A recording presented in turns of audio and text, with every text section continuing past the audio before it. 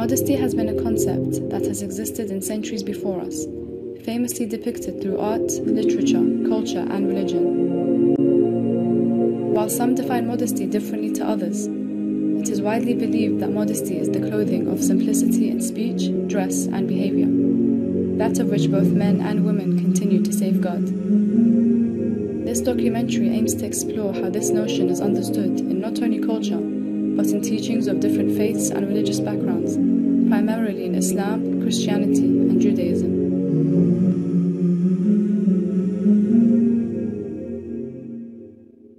Christianity would see modesty as being a fundamental part of being human. It is a value that enhances the humanity of every human being, and therefore it certainly is part of the Christian tradition. Modesty would be seen in all sorts of different ways. A modest lifestyle, for example, not consuming the goods of the earth, not living ostentatiously or extravagantly. Modesty would also be there in the way that one talks, the way that one walks, the way that one walks and conducts oneself. Also, it's there in terms of the way that one dresses. So modesty is a very wide and all-embracing term. It's important, I think, to remember that the Christian tradition understands the law of God to be written upon the human heart, as opposed to in a set of principles laid down in a book of laws or a book of guidance or recommendations. So there's always the sense in which there is a degree of flexibility with different cultures, with different societies, with different ages, in terms of how these principles are applied and implemented.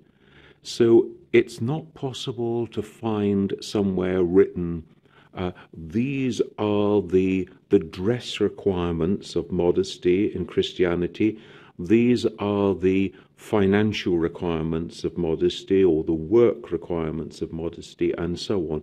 It's actually much harder to pin down than that. It's to do not only with how we dress, but how we speak and how we don't show off. And showing off is not just from the point of view of financial, but also knowledge. So you're meant to dress modestly, you're meant to speak modestly, you're meant to not show off your knowledge in a way that it intimidates other people, and also not be flashy and show things off. I think it's very important to say that when the Quran begins to address the question of modesty in human conduct, it speaks first to the man. You are to cast down your eyes, to guard your modesty, and God knows best what you do. This is speaking then of the modesty of the human heart. Exactly the same verse is then repeated when addressing Muslim women. When we have the principles of dress in the Islamic code, they are that the material should not be see-through, that the human figure should not be revealed by the cut of the clothing. Exactly the same for men and women. Exactly the same principle is there in terms of covering up for men and women. But we start to get some practical differences in terms of a man rolling up his sleeves or rolling up his trousers in the workplace or whatever, or even taking off his shirt. And those are practical concessions to a principle that says one should cover up. This is to your human dignity. Now, in exactly the same way, Christian men and women are brought under the same principles of modesty of dress. One does not see a requirement that Christian women should dress to a higher moral code of modesty than men. This would be a false understanding. Both men and women are required to observe the same moral code. Christianity has some strains of Christianity has an idea of modesty being very minimalistic, very anti-materialistic. Islam, my understanding, it is closer because we do link how you speak, how you pray, how you dress, and the idea of immodesty in clothing is an important thing to us. According to the Abrahamic religions, Adam and Eve were shamelessly exposed in the garden, and it was only after their fall that they became conscious of themselves. In light of this, we discover the relationship between modesty and the concept of clothing in our present-day society.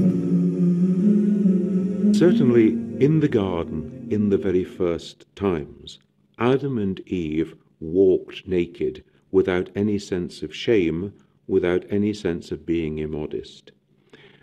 Their clothing comes in after the fall, as we say, or after the beginning of the corruption of sin within human society.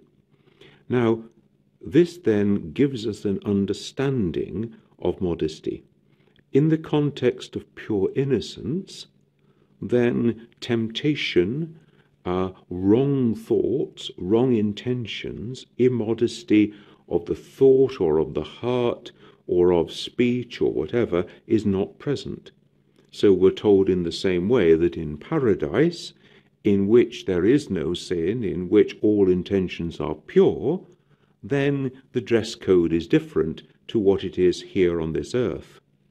Now, we are living here on this earth, which means that we are living subject to the temptations, subject to the society in which we live. But innocence is still with us. Nobody suggests that somebody who is going through a procedure in hospital, for example, is immodestly dressed because the surgeon is operating on part of their body. So context always enters into this discussion. And we can't draw in Christian ethical teaching simple guidelines that says at all times everyone over a certain age must be covered in this, that, or the other way. It's much more contextual in Christian understanding. Both in the Old Testament, of the Bible, the Torah of the Jews, and our history, is that Adam and Eve had no sense of propriety or shame because of their innocence until they fell from grace. So obviously there was no need for clothing because of their total innocence, and this is like childlike innocence. Children have no sense of what it is to be naked or what's wrong, because that comes with age and comes with maturity, and as the children get older, they realise the importance for clothing. One quite humorous thing, but it's actually so true, that one of the scholars in the Sunni tradition said that it's an amazing fact that a baby will be dressed from top to toe with a bonnet, a baby suit, booties and everything, and he's wearing more clothes than the grown people who are just showing everything but what they can get away with. And it is true, unfortunately, in this area of the world, that people can get away with not wearing clothing. They're just wearing, it seems to be that they're wearing bits of material just to cover the parts that would be improper to keep uncovered. And I think people have lost that, and women, again it comes down to women, that they've lost this self-worth or dignity that comes from being properly clothed, because they think it's a liberation to be free from oppression of the clothing that they are told to wear by either religion or clerics or But it's the same thing. They're taking pictures from magazines or media or fashion and putting it, and that's more, in my opinion, of a keeping them under control rather than the religion that's saying this is actually better for you. And we see it in the rise of promiscuity, even from the 60s onwards, the sexual revolution that came about, promiscuity, and also the way that attitudes have changed.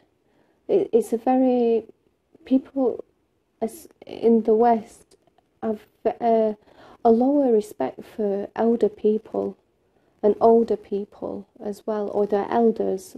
I don't say this is just because of clothing, but that's the attitude that's changed. These attitudes all go together. Much emphasis has been placed on clothing, whereby it plays a key role in shaping the perception of modesty. We aim to understand the way in which religious teachings use clothing as a means of maintaining humility and whether or not a dress code exists within these faiths. Dress code is really interesting. There is a modesty dress code, but Jewish law, as in Islam as well, is very, very broad, and you have strict interpretations, medium strict interpretations, more liberal interpretations. They all come in the definition of Jewish law. It's not binary. It's not just black and white. This is law, this isn't. So some people think you dress modestly if you are wearing a dress. Some people you say women can't wear men's clothes. Other people say that you can, so long as you're covering up parts. Some people say you can't show your arms. So you have a huge discrepancy, diversity, let's say, in what counts as modest dress. The issue of head covering is different. The issue of head covering was not key Jewish law for many years. And in fact, one of the reasons that Jews cover up their heads is to differentiate themselves from Christians. Because when Christians go into a church, they take off their head covering. Jews are saying, we're not Christians. And so we put on head covering. But even a man's skull cap or a woman's covering of her head, that really only became more central Jewish law in the 15th century onwards, which for us is quite recent. Judaism, it's very interesting that very ultra-Orthodox Jewesses will wear something very close to what is a niqab and an abaya to preserve their modesty. On from that, there are sects of Jews where the women, once they're married, will shave their head and cover their head. That was another thing that I found in the monastery, that we were asked to keep our hair very short like men because we didn't need hair to adorn ourselves. It wasn't, who were we styling it for? Nobody. Who were we trying to attract? Nobody. So obviously, once they're married, these Jewesses of this certain sect will shave their heads and cover their head. The Jewesses that will wear, like how we wear a hijab, or else sometimes tied back around their head, and wear very loose, long clothing. Other Jews will wear black, the Jewish ladies will wear black clothing, black skirts, not trousers, because they see that as being a male thing to wear trousers. The men also have a dress code as well. Certain sects will wear certain hats, different hats. The men will grow beards anyway. Those that are quite ultra-Orthodox will have the lockets of hair, curls, that's part of their dress. And they will wear a skull cap under whatever hat that they're wearing. But in the main, their dress is very sombre, black. In Christianity, colours seem to, in the past especially, had a significance. That's why a lot of the nuns would wear black or brown, sometimes white, black and brown are seen as penitential colours. There's a certain order of nuns called the Poor Clares who will wear a rope around their waist with a habit and with 3 knots signifying the vows of chastity, obedience and poverty. The dress of nuns appears to us today as something exceptional. We notice, our attention is attracted. This is what we call something which is anachronistic, something which is outside of time. If a man was to walk down the street dressed in 17th century costume, we would all notice, good, that's extraordinary look. Now, if we go back in history, the customary dress for monks and nuns was the customary dress of poor people of that age and culture. So at that time, everybody dressed in this way, and nuns and monks took a particularly simple or poor style of that dress. Now, at that time, women covered their heads, men tended to shave their heads. You get different cultural styles. Then what happens is that over time, that becomes stylized as nun's dress. And so we see the development of a particular style of clothing that we now associate with nuns or religious sisters. Of course, often in religious tradition, certainly in our European religious tradition, religious dress tends to be that of an earlier age, so that we see the religious dress of clergymen and women, for example, looking much more like the 17th or 18th century than it does modern traditional dress. It's nothing necessarily to do with modesty, often it's to do with history. Now, if we think about the dress of nuns or religious sisters today, it has gone through a pretty root and branch revolution over the last 60 years. They're not dressing in a way which connotes an earlier generation. None of that takes away from the concept of modesty, because I would be extremely surprised to find any nun or religious sister who was dressing in an immodest way, even though their dress code may not be noticeable in the street and may be very different to that which their congregation or their order wore 50 or 60 years ago.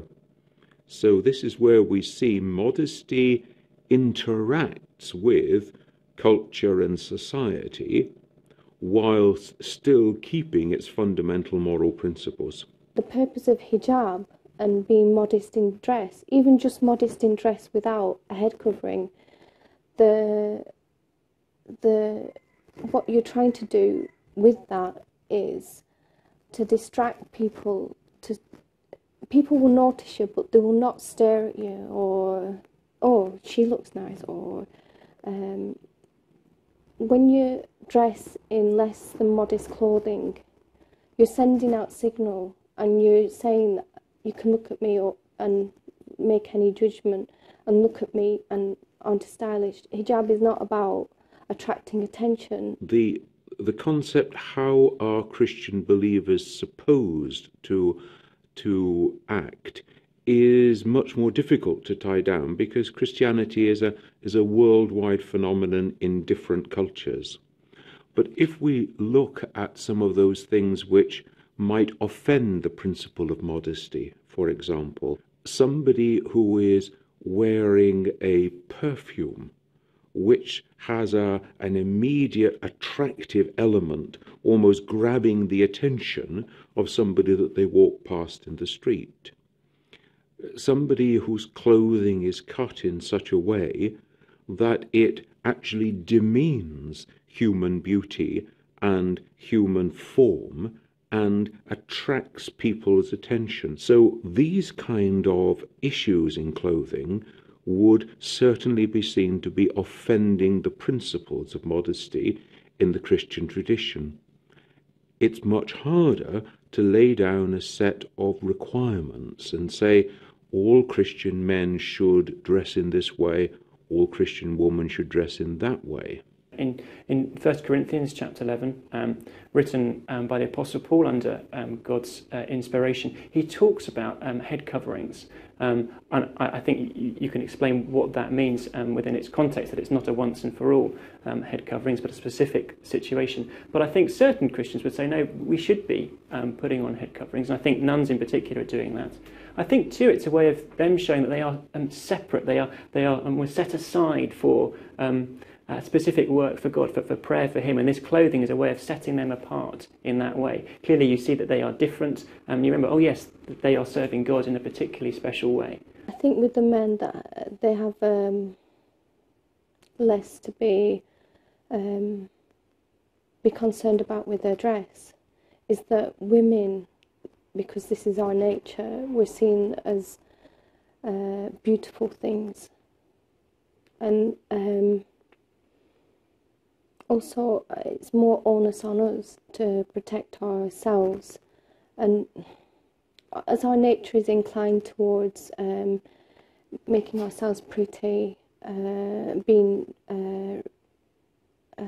respectable and you know, to outsiders and the outside world, our thing is our image is important as women. For men, the image is important, but at least it's the case that you don't often get women just staring at men because of what they're wearing or how they're wearing something or what they look like or how pretty a person or how pretty the other person is. But in certain societies, especially in Arab countries, men will see women, and if they're not dressed to a certain thing in a certain way, it gives off an impression that this is what a woman is. There are certain things in Christianity that a woman that goes about with full makeup on, this is the early church, that go about with full makeup on or without a head covering or very gaudy clothes, or clothes that were less than modest. She would give them the signal that she was available, that she was actually a prostitute. So it is very important, if you're a Christian, then this is what you were, because this is what you are. I think Scripture gives you clear boundaries. So, for example, if a culture said you should all wander around naked, well, no. You need to be fully clothed in our sinful age, because we are sinful people that can be led into sin very easily by others. So there's clearly, you can't say all cultures have got it right, or whatever they say, but there'll be a kind of certain boundaries within which you can operate. So should my wife wear a dress, for example, in this country? That's okay to do. But in Bangladesh, that might be inappropriate. So a shalwar kameez might be more appropriate. It's still covering and it's still seeking to not cause others to stumble. But what that will look like will be different. And for Christians too. So in Africa, I think when I've been in Nigeria, the women there, they wear head coverings. That's partly because that's what their culture is teaching. And even as Christian people, they're wanting to show that they're in accordance with the culture. They're not doing anything offensive to it, but they're Christian people. Whereas when they come here, they might not have a head covering because they know that head coverings don't have the same cultural value. Islamic practice has seen a distinction that men should not wear women's clothing and women should not wear men's clothing. Now this is not as easy as it sounds in Islamic terminology, because if we take a garment like an abaya, for example, exactly the same cut of garment is worn by both men and women. If we take a suit like shalwar kameez in North India, exactly the same style of clothing is worn by men and women. So this really is something about what we could call, in simple terms, modern terminology, cross-dressing, a man deliberately seeking to pass off in woman's dress, or a woman deliberately seeking to pass off in men's dress. We could not say, for example, that wearing trousers was not part of women's dress in Islam. This isn't a garment which is exclusive to men. In the same way, one couldn't say that wearing trousers is exclusive to Christian men and not to Christian women. One couldn't say that wearing a long skirt, for example, is an element of women's dress but not of men's dress. If we think of cardinals and popes and bishops and such like people, they're very often seen dressed in long fitting dresses from the shoulder to the ankles. So cross-dressing is not quite the same thing. Cross-dressing, I think, is using women's, if one is a man, using women's clothing in a way which is provocative and intending to deceive. And this would then again be against the Christian ethic of dress. While clothing plays a huge role in maintaining modesty, both within culture and religion, the behavior of oneself can also be deemed a reflection of the modesty within. We look at how a person is instructed to behave in order to maintain modesty, and what exactly defines the modesty of the heart. The modesty of the heart is key, because whatever you're wearing, if you are showing off and you're humiliating somebody through showing off your learning or showing off money or job that you have, modesty of the heart manifests itself in how you speak to other people, how you speak about what you have. So modesty of the heart is very important in speech, that we have a very key concept of the holiness of speech, and that speech can wound and speech can offend, and speech is like an arrow that comes out of your mouth and you can't grab it back.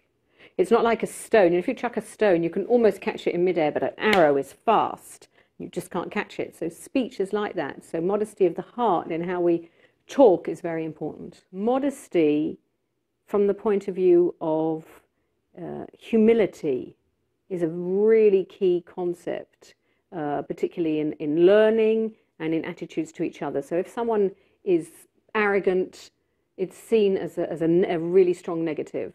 In Islam, we have our hijab, men and women, and we're asked to keep it, we're told to keep it. This is a command of Allah. There is no choice in it, but people have seen that, no, but that's free will as well. The thing is that the hijab and wearing a baya, for instance, it has to be seen as an external manifestation of what's already present within the heart. I know of Muslims who wear hijab, but the language, you detect by the language and certain behaviours that actually the hijab of their heart is not present. Your behaviour should always be so circumspect that you're not actually drawing attention to yourself or your own body, both people.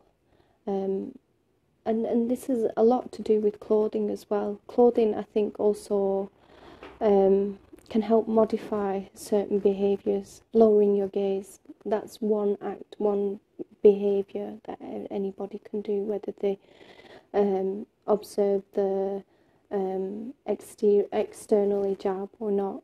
It's the man who is told first to lower their gaze, tell the believing men to lower their gaze, protect their modesty with the women, and then it's the women that are told to do that. Women also are told to cover themselves, and the believing women should cover themselves. And these are parts of Quran. It's also interesting to know a similarity in the religious life were most monastic rules that are to do with the enclosure. That is, with the people who are in monasteries full time, they're not going out to work, is that to have a sense of God and to be in a prayerful communion with God at all times, one must lower your gaze. It's called custody of the eyes. I've also seen that there have been Muslims and mu'minas who are not 100% observing hijab, or else they're not observing hijab at all externally, but internally they have that modesty and they have that sense of shame if you know, there are any strange men in the house, such as visitors, or talking to the opposite sex, even more so than what some of the girls who wear an external hijab. Modesty is a concept proven to be desired by all cultures and religious backgrounds. A concept that is valued alike in Islam, Christianity, and Judaism, as well as the cultures that exist in our society. The art of modesty is beyond the idea that it conceals beauty, often misinterpreted as limiting or preventing one from freedom. However, it is a concept that is universally embraced as a notion that maintains physical and mental